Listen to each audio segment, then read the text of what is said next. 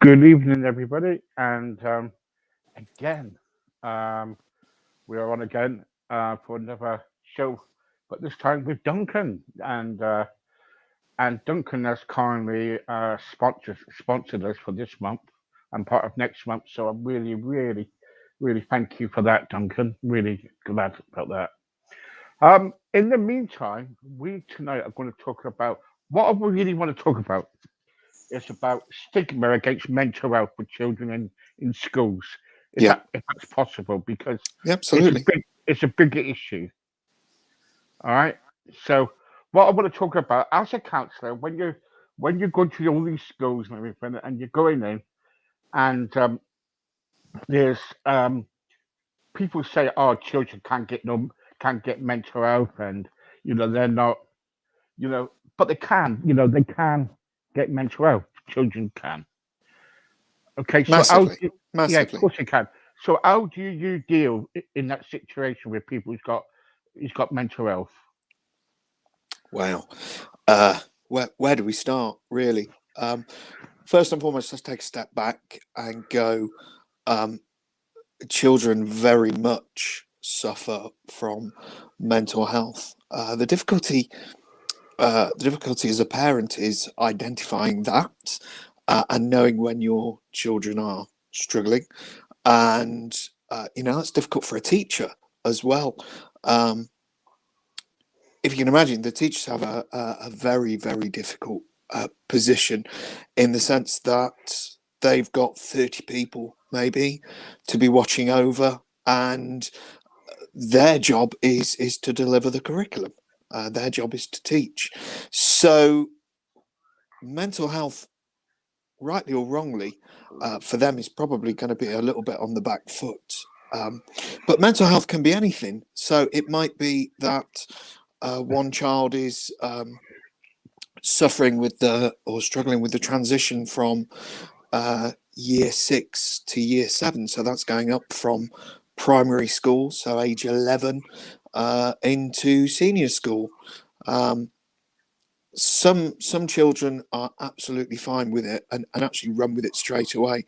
Other children get absolutely consumed by it, and it's very obvious quite quickly that they're struggling.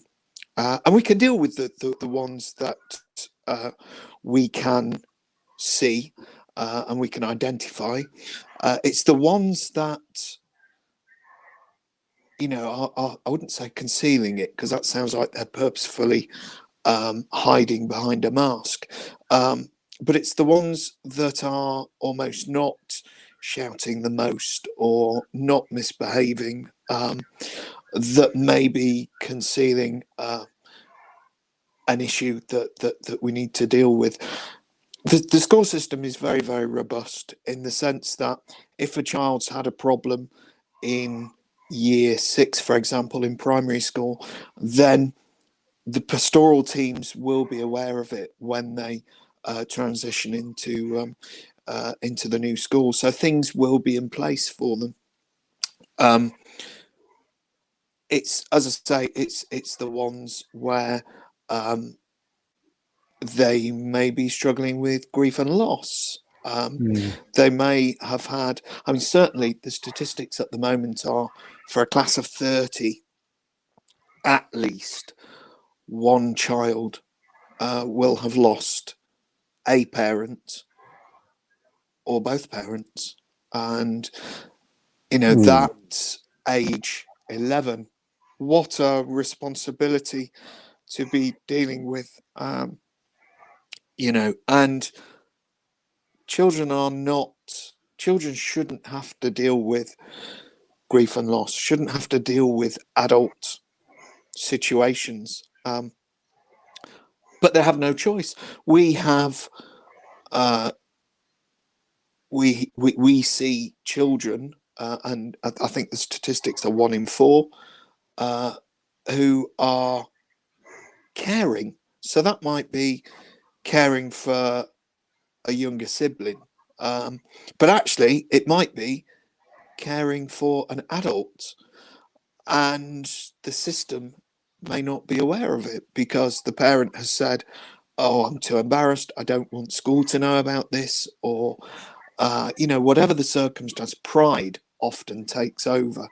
And these young kids are getting up in the morning and not only looking after themselves and potentially a younger sibling, but also looking after an adult.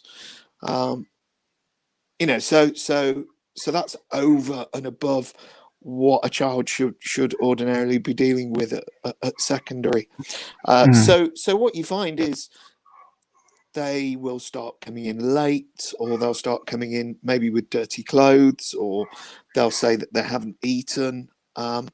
It's soon pretty obvious, and then the pastoral team will make a referral to me. So they'll make an assessment, and they'll ask the teachers, what their viewpoints are, what they've seen, what they've experienced, and they'll also have a chat 1-to-1 with the individual. And it's not always appropriate counselling, by the way, and a lot of the time the children won't be aware of what counselling is, and they may be quite frightened. And that's my first job when I see them, my first session with them is very much about just assuring them that I am here to make sure that they're okay and they can talk, because they might not have had that opportunity. They might not have had, if you can imagine, there's 5 minutes to go from one class or one classroom environment to another, and then they've got a break time. They might not have time to actually talk to an adult about what's going on in their life. So actually to sit down with me is probably the first time that they'll have been able to put into words what's going on, and that might be difficult for them. Are we doing enough? Are we doing enough, really? Are we doing enough in our schools? Are there counsellors on hand all the time in the schools as well? Honestly, Oh, no, yeah, honestly. I don't. I don't believe. I am lucky in that I work within an organisation which runs a number of schools, and they have got a very robust pastoral team in every school that I work in, and through active listening therapies, we provide a number of counsellors. We provide male and female counsellors. And we do that because actually we might have to see siblings as well. So it might not be appropriate for me to see a brother and a sister, for example. So we need to split that.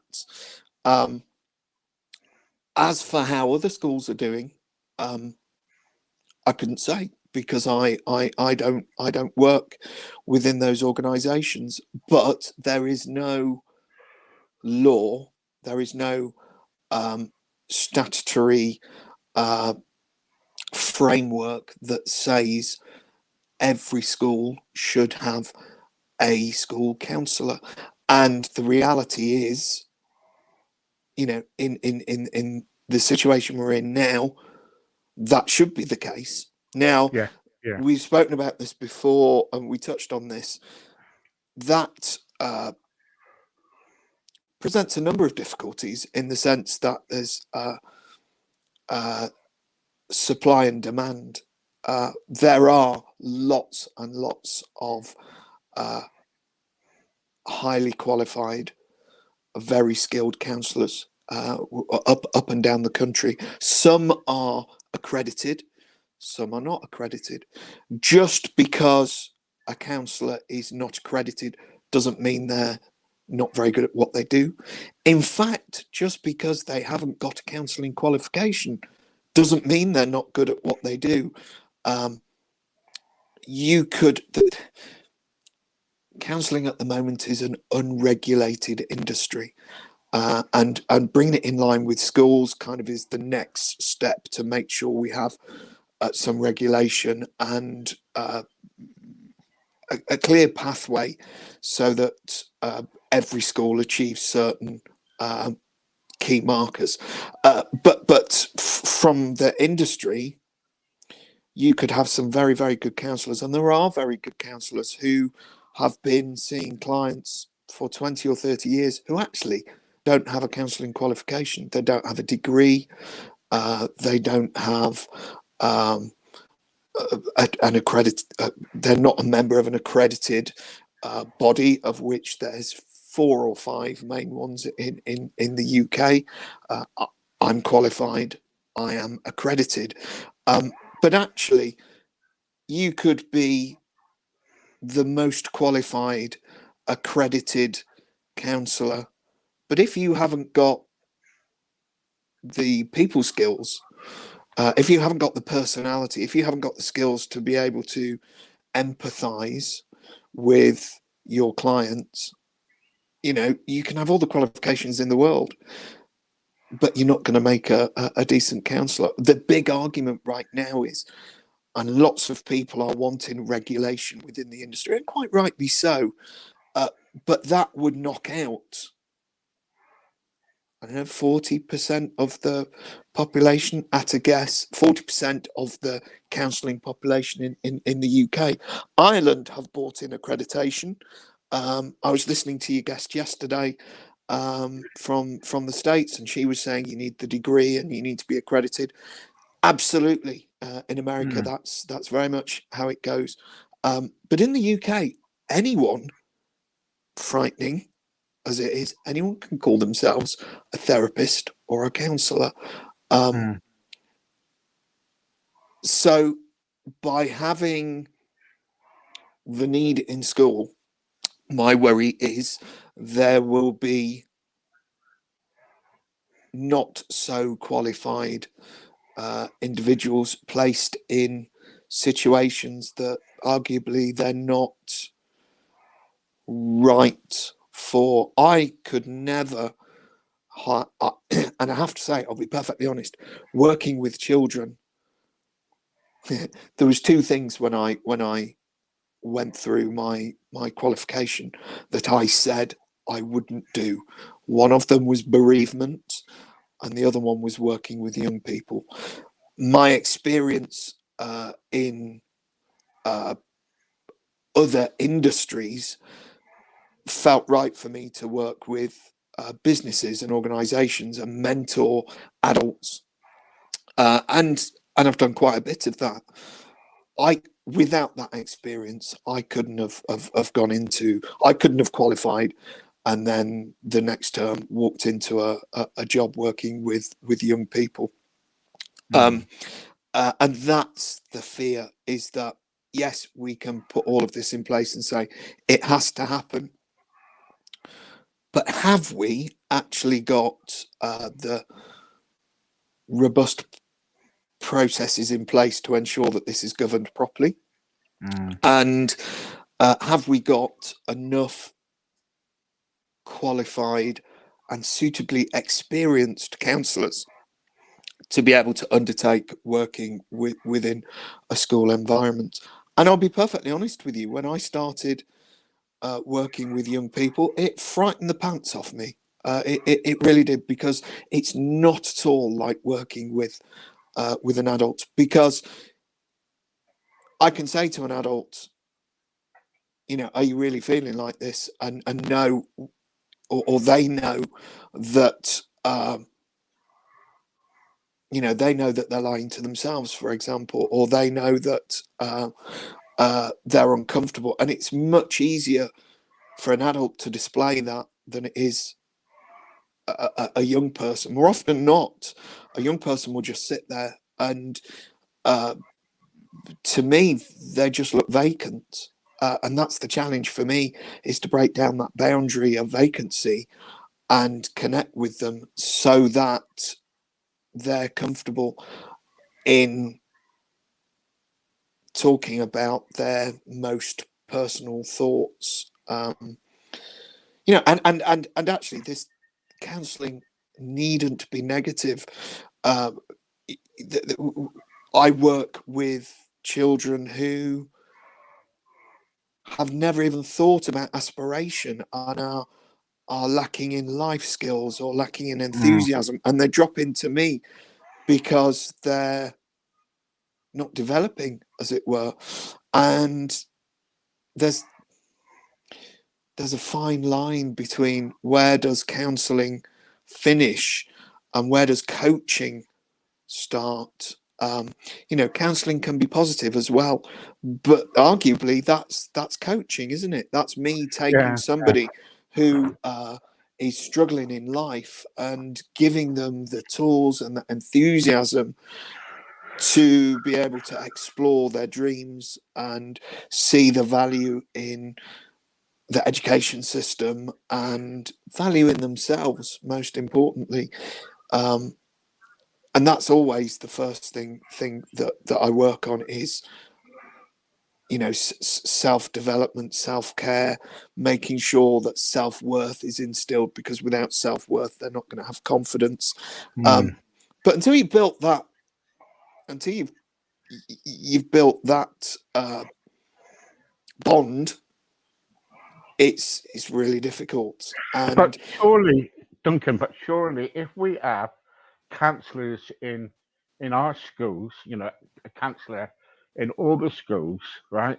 Surely, one, it will take the pressure off all the teachers.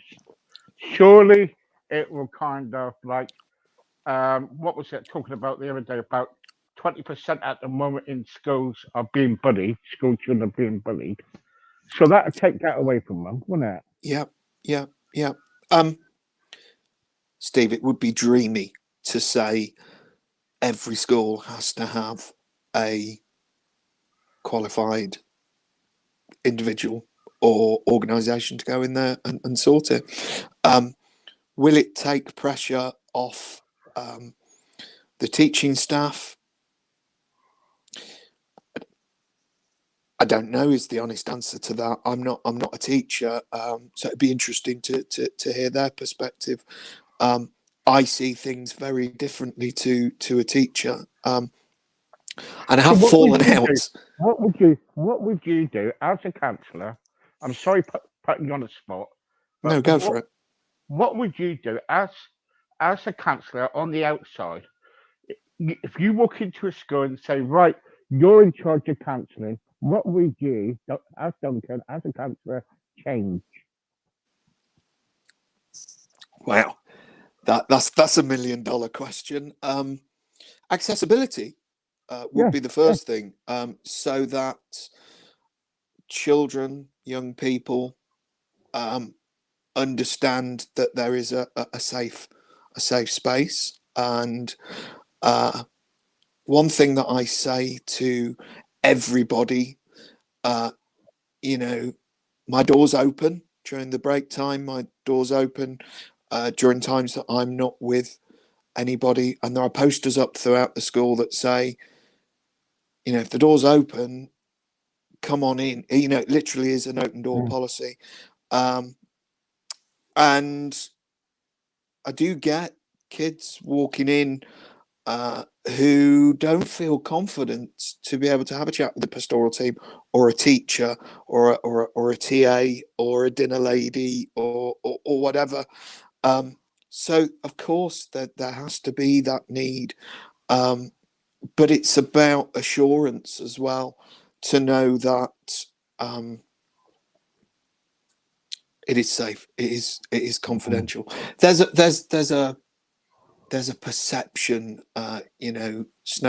people say, oh, kids now, snowflakes, it's all about safe space and it's all about, wrapping them in cotton wool. No, it's not about wrapping them in cotton wool, but yes, it is about that safe space, because if they feel safe and they can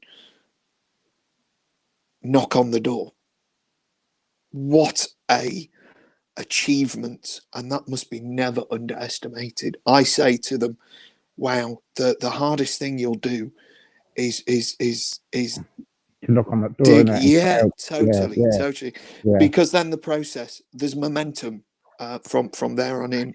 But you know, they might have held this for a term. They might have held it for 3 years, 4 years, 5 years. You know, who knows? So yes, open door policy. I have. I was going to say a slight issue. Teachers view the education system very differently to how I view it. And in my office, when I'm working in school, I can hear the teachers booming on about your life's going to be a failure if you don't complete your GCSEs. You'll never be able to do this if you don't achieve this standard. And this is intense right from year 7. And it's, you know, some kids are doing 11 or 12 lessons, or 11 or 12 GCSEs, and that's overwhelming. Now, you can't, yes, that there are children who are intellectually capable of doing that amount of work, but for the majority, children going through the UK education system by 11, 12, and 13 are not ready for the pressure that the teachers place on them. And then they get consumed with, oh, I've only got a 4 or a 5, which is a C, or a higher D. I've only got a 4 or 5 in this. You know, I'm a failure. You know, but you then say, but what do you like? Oh, I love music, or I love art, or I love drama, or I love science. And what are you getting in that? Oh, well, I'm getting a 2 and a 3. Well, that's brilliant. Let's concentrate on the, you know, the B in old school terms. You know, that's fantastic. But teachers constantly put the pressure on. Now, again, to be clear, I'm not a teacher. It's arguably that's what the teacher's job is, isn't it? To keep that pressure on to make sure that the kids do achieve.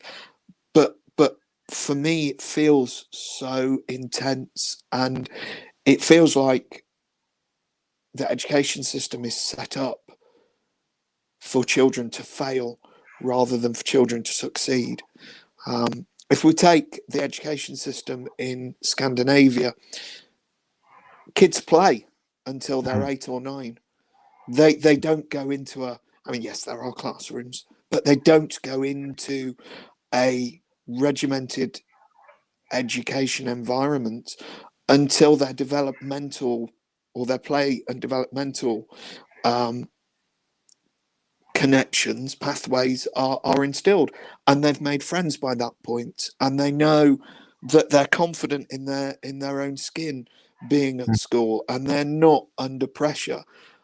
And the results are amazing, because there's a lot more high achievers in the Scandinavian countries than there are in the UK. We have the foundation years, and you know, already they're doing multiplication. You know, it's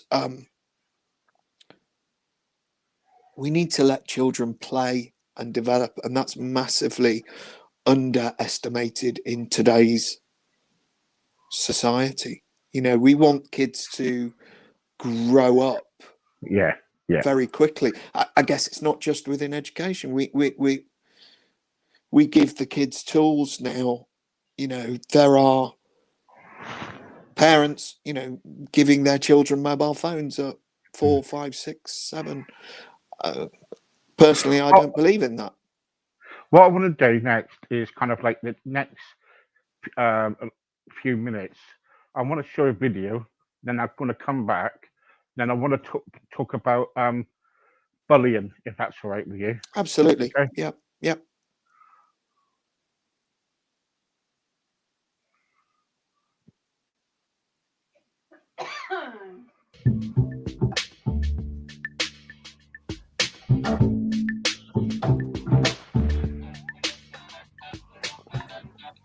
Welcome to Bullying in Schools, a valuable lesson, with each strip providing useful information. All the information presented in this video can be found at the stopbullying.gov website. Let's begin with the simple question of what is bullying? First off, bullying is a behavior that is unwanted by the student that is being bullied. It is not easy to recognize when someone feels bullied, so we must be sensitive of other people's feelings. Rule of thumb, treat others the way you want to be treated. Bullying is also recognized as an imbalance of power. Students who bully use their power without regard for the feelings of others. Using physical strength against another is one type of imbalance. And the last defining characteristic is that bullying is a repeated behavior.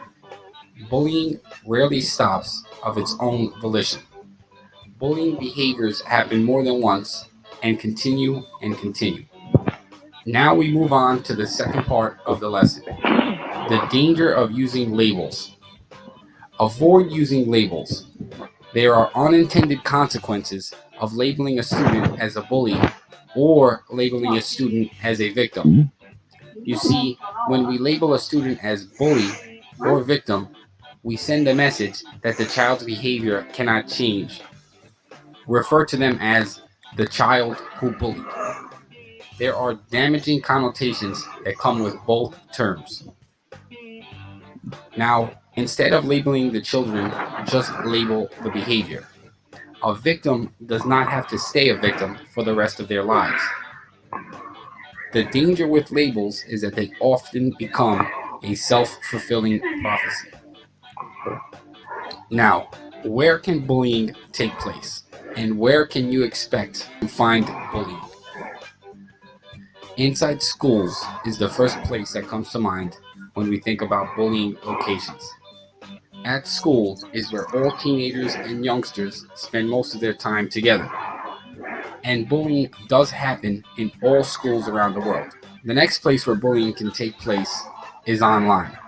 And the fact is that it is easier to threaten and insult someone from behind a computer compared to a face-to-face confrontation. Online bullying brings a larger audience. From within the school walls, the hallways are a frequent location for bullying. Hallways are a place where students who are not in class with one another get to interact with each other. Some of these interactions are planned and unpleasant. Walk with a friend if you do not feel safe in the hallway. The next place you might find bullying is in the bus. First off, school bus drivers are too busy to watch after students and drive the bus at the same time. Many times, students are left to fend for themselves. Next, there are a couple more hotspots located within the school. The first hotspot is the cafeteria. The cafeteria is often a place of isolational bullying, where students bully another by segregating them from the group. The second hotspot mentioned here is the playground. The playground is very similar to the cafeteria. The playground can be a lonely place for both male and female students. There are usually not many rules in place at the playground. Now, there are a number of different roles that children take on during bullying. Let's begin with the child who bullies. Children who bully usually bully more than one student, and the behavior can frequently escalate. Often, these students require support to change their behavior. Next up, the child who is bullied. These children are the targets of the bullying behavior. Sometimes, these children may need help learning how to respond to bullying. These students often require support. Next, the bully's reinforcer. They are not directly involved in the bullying behavior, but they give the bully an audience. They will often laugh or provide support. Next up, the defenders of the victims. These children actively comfort the child being bullied and may come to the child's defense when bullying occurs. And we move on to the bystanders. These children remain separate from the bullying situation. They neither reinforce the bullying behavior nor defend the child. There you go. So what I was kind of like, what I wanted to touch here basically is, as a counselor, when you go into schools and everything, do you ever get people coming up to you and say, "Oh, I'm being bullied," and do you deal with things like that when you're in school? Absolutely, yeah. Bullying is as you would imagine in a school environment, quite a frequent discussion point. Um, there are so many points to consider. It's really easy to feel angry about the person, the perpetrator, if you like. Yeah, yeah, My reaction when listening to that video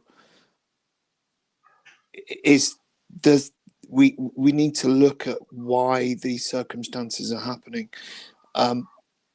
We need to look beyond the narrative of this person is bullying this person. Why is it happening? What are we not aware of? What can we not see?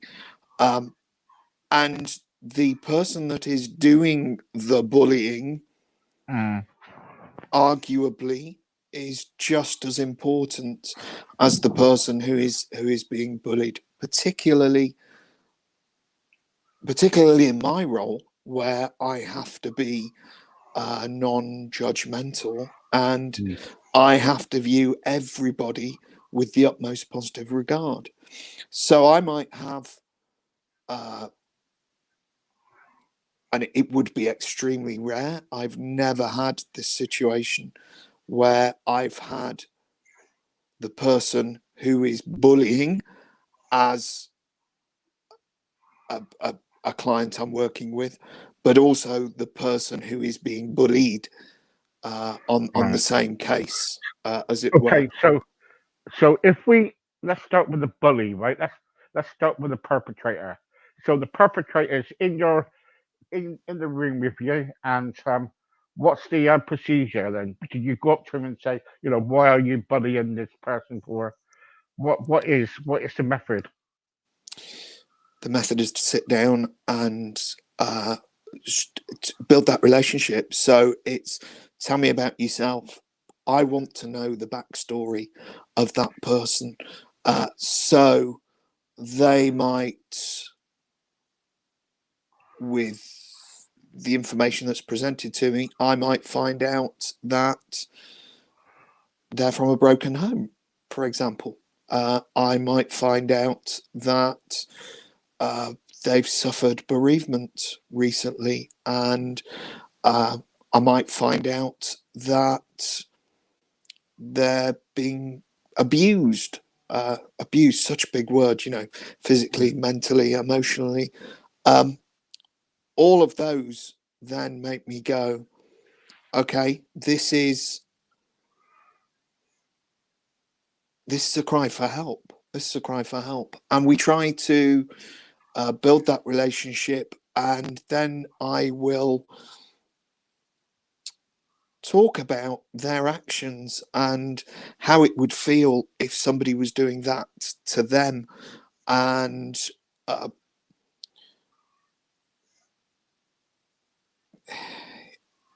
really put them in a position where they know I'm not going to go, look, you being really nasty here. You're completely ruining somebody's life. Are you aware of that? That might be something with an older child that, after I've built a relationship and I'm maybe 12 weeks into the relationship, and they know that I'm going to hold them in positive regard, I might then say to them, do you realize the consequences of what you're doing? But actually, Hold the thought. What? Hold the thought. Hold the thought there, Duncan. So hold the thought. So if someone came to you, no, if your kids, if your children came to you and said, "Dad, I am being bullied," what Yeah. would you do? What would you do about it? So I would sit down. I would sit down and talk to them, and I would explore the situation at home. I would talk to them. I would, is this isolated? Is this just happening to you? Is it emotional? Is it physical? How does it make you feel? Do you want me to have a conversation to somebody at school, i.e., an authoritative person? That would be first and foremost the teacher, because the teacher might not be aware of that, and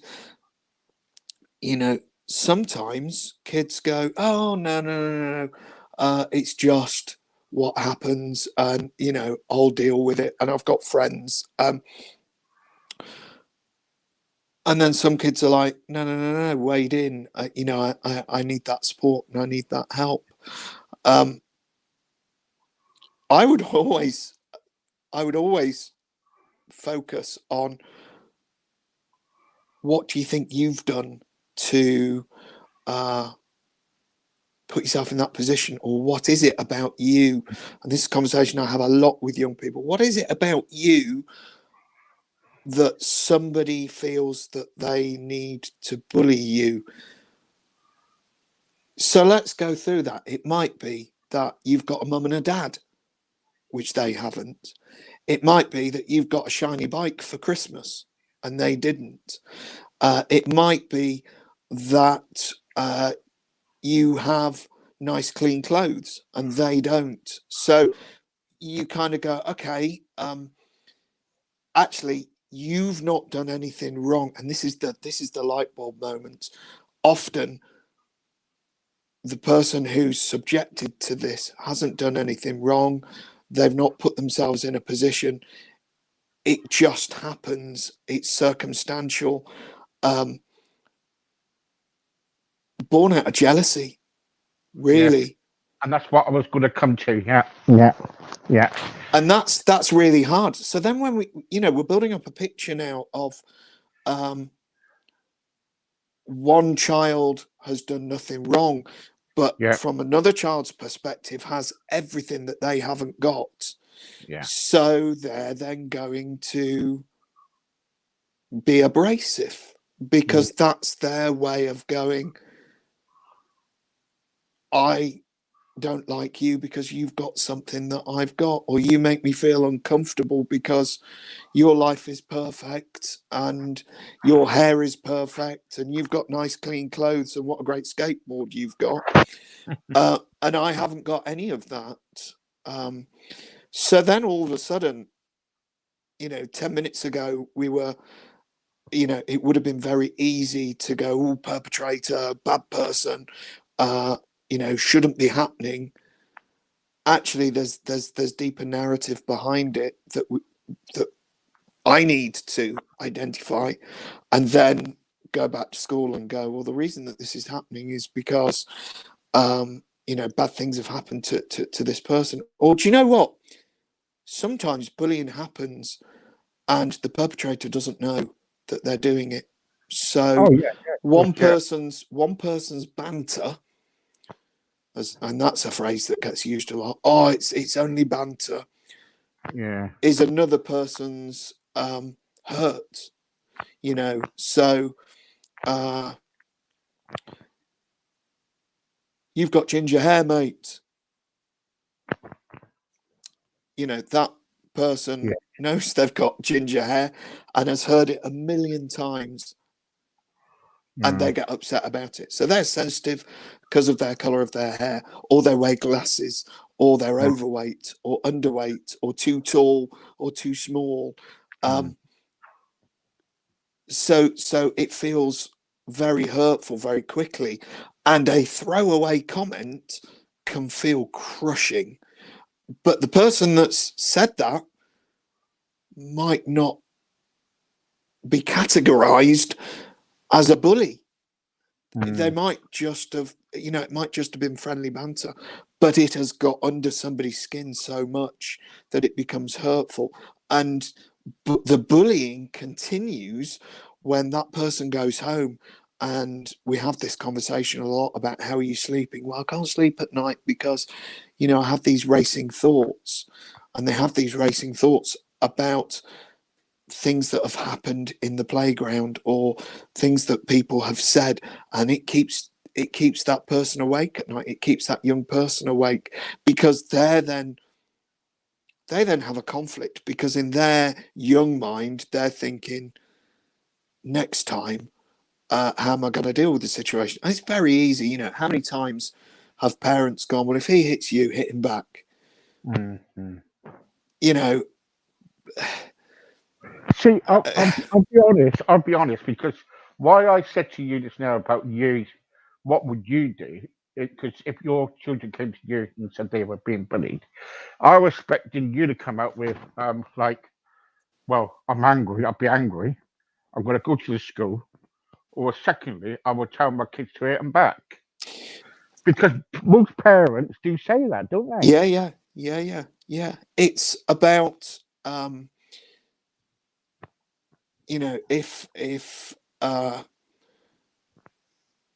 if my child said to me, well, I genuinely don't know why I'm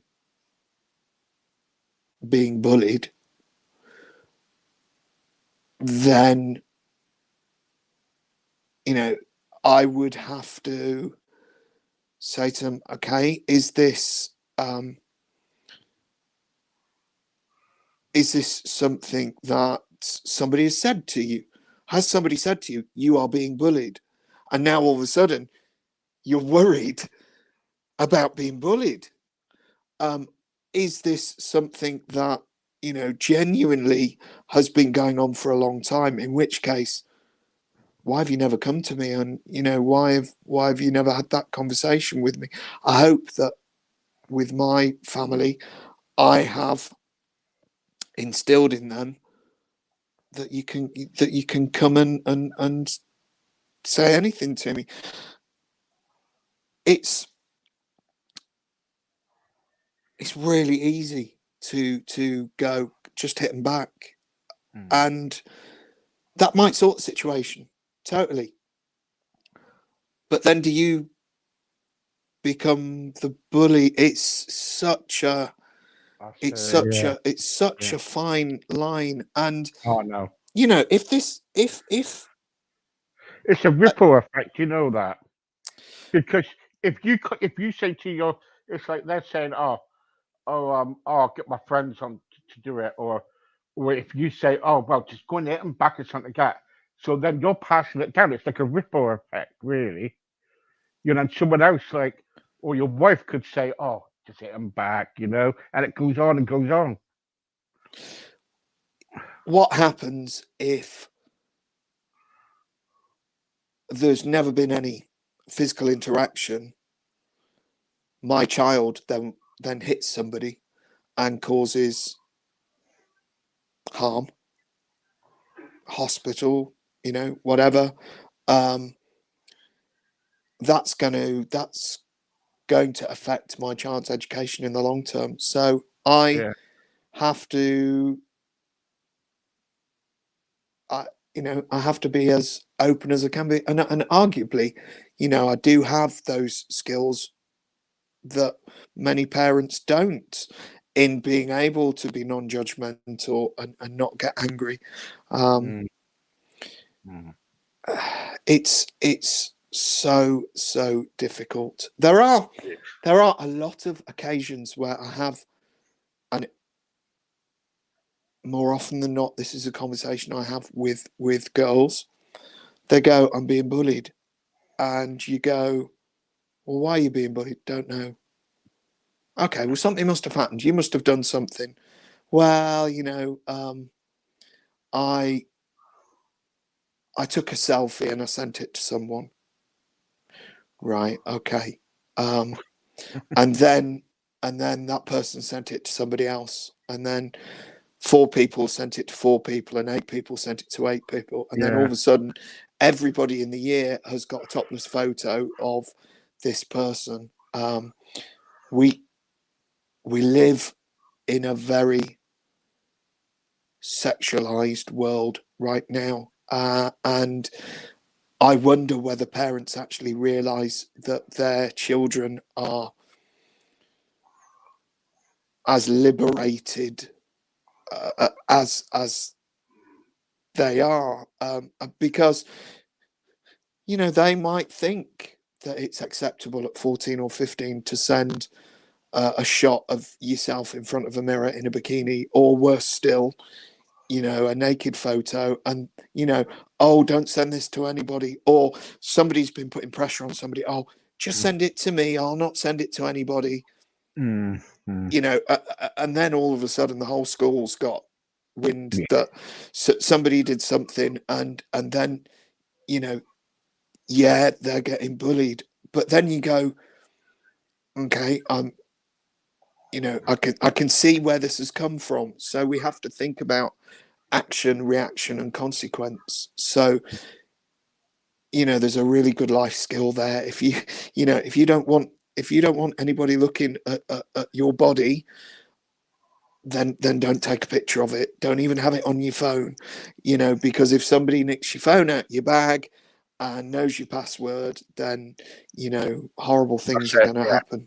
Yep. And it's they don't realize the consequences, and it's awful because it becomes embarrassing for them, and they're sat in front of me. It's difficult for me as a bloke as well to maintain that boundary and make them feel comfortable. And I'll say to them, look, you're doing really well because we're talking about this. That's tough. Yeah. Next week I want to talk about labeling. And yeah. So if that's okay with you, but thank you very much for this week. It's been my pleasure. Really good, and